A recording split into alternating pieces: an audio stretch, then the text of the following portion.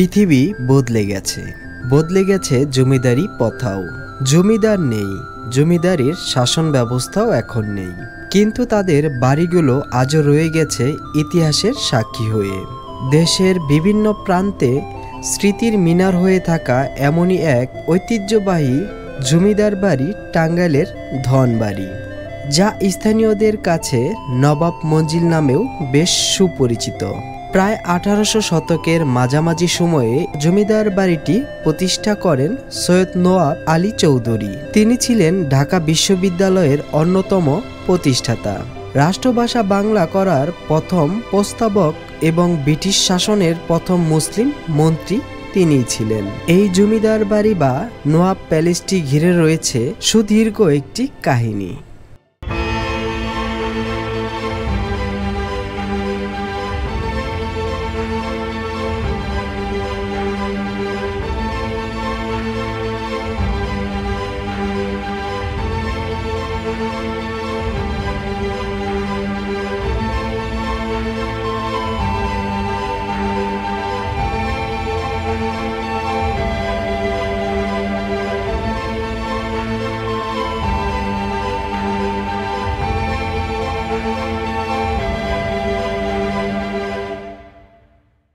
জমিদার বাড়ির আকর্ষণীয় প্রথম ভবনের বারান্দায় ঢুকতেই চোখে পড়ে যায় তৎকালীন সময়ের অসংখ্য স্মৃতিময় ছবি।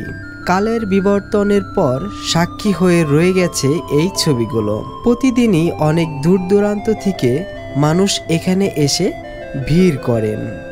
জমিদার বংশধরদের আওতায় উক্ত জমিদারি সম্পত্তি থাকায় এখনও জমিদার বাড়ির সকল স্থাপনা বেশ ভালো অবস্থায়ই আছে।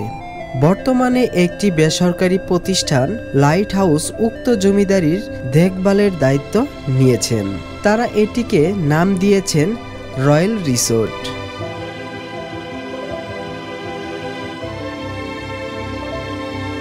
আপনি চাইলে এখানে যে কোনো অনুষ্ঠান করতে পারবেন এবং কি রাত্রি যাপনও করতে পারবেন। বিভিন্ন ধরনের নকশা খচিত ছোট বড় মিলে বিশাল 2টি ভবন আছে। পুরো বাড়ি জুড়ে বেশ সুসজ্জিত বাগান রয়েছে। বাড়িটিতে আরও রয়েছে ফুলের বাগান, বৈঠকখানা, পাইক পেয়াদার বসতিঘর, কাচারিঘর এবং দাস দাসীদের চত্বর।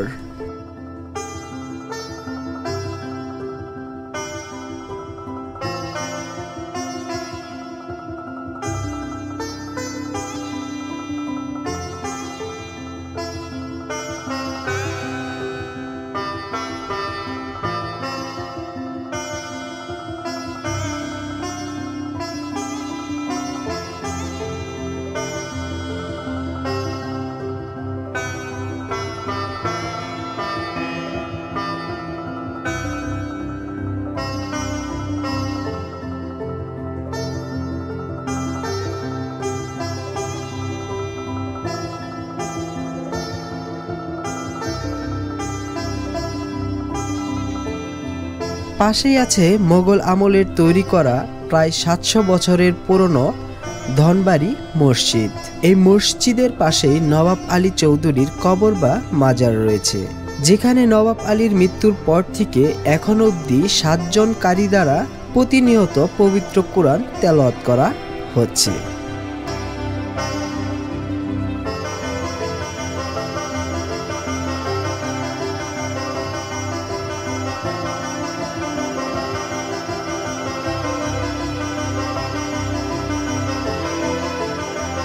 মসজিদের ভিতরের দেওয়ালে কড়ি পাথরের লতা পাতায় আঁকা অসংখ্য রঙিন নকশা ও কড়ি পাথরের মোজাইক করা প্রাচীন স্থাপত্যের অন্যতম নিদর্শন দেখতে পাওয়া যায়। মসজিদটির দেওয়ালের বাইরের অংশেও রয়েছে সিমেন্ট আর কড়ি পাথরের টোরাকাটা নকশা।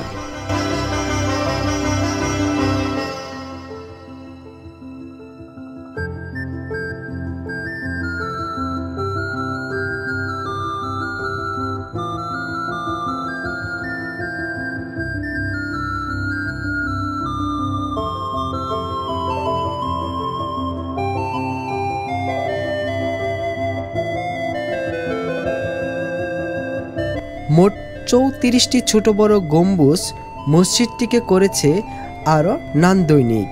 আরও আছে 10টি বড় মিনার। প্রতিটি মিনারের উচ্চতা ছাদ থেকে প্রায় 30 ফুট। মসজিদের দ্বিতীয় তলার মিনারের উচ্চতা প্রায় 15 ফুট।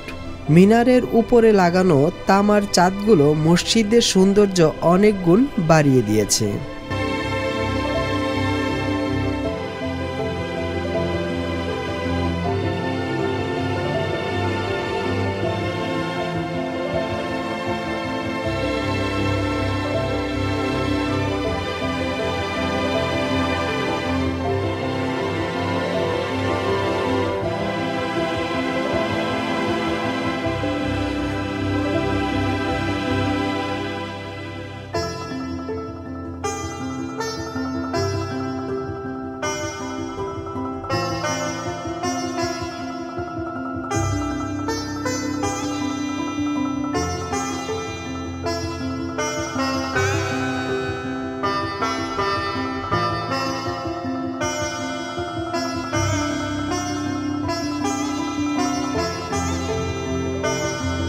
মসজিদের পাশেই রয়েছে 7 বিঘা আয়তনের এক বিশাল দিঘি।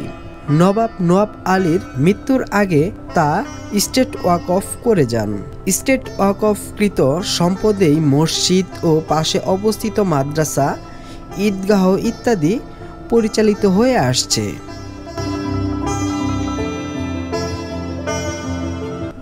বাংলাদেশের যে কোনো জায়গা থেকে চাইলে এখানে ঘুরতে আসতে পারবেন। আমরা টাঙ্গাইল সদর থেকে এসেছি, পুরাতন বাস স্ট্যান্ড থেকে মাত্র 60 কিলোমিটার দূরে অবস্থিত। যদি আপনার এমন কোনো বাড়ি বা এমন পুরাতন কোনো স্থান জানা থাকে, অবশ্যই আমাদের কমেন্ট মাধ্যমে জানাবেন। আমরা অবশ্যই সেখানে যাওয়ার চেষ্টা করব। ধন্যবাদ।